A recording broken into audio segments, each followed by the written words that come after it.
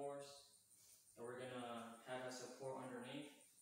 So we're just gonna figure out our measurements from face frame to face frame of the cabinets, and from side of the cabinet to the nearest wall. We want to make sure we have enough clearance. For it to be 46 inches. So I'm gonna add 3.5 and 3.5 to the bottom of the toe kick space. That's gonna give me a total of 53 inches. And I want this island to sit 45 inches away from the nearest wall.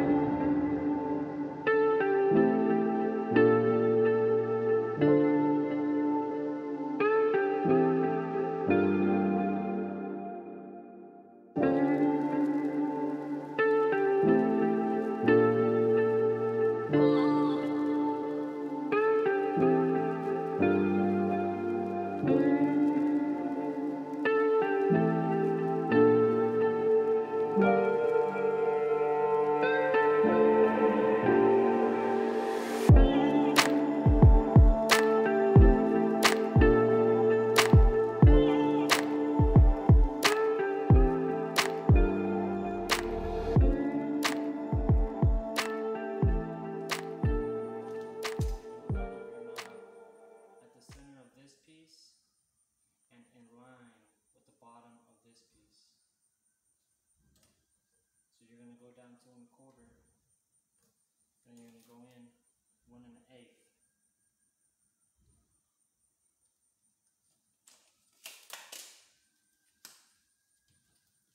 And that's pretty much standard. Use the right side screw. You can watch the sides. And just gently screw this in. That's on now. Or you could use a special jig. It comes with numbers, measurements, so you know exactly where to put it every single time.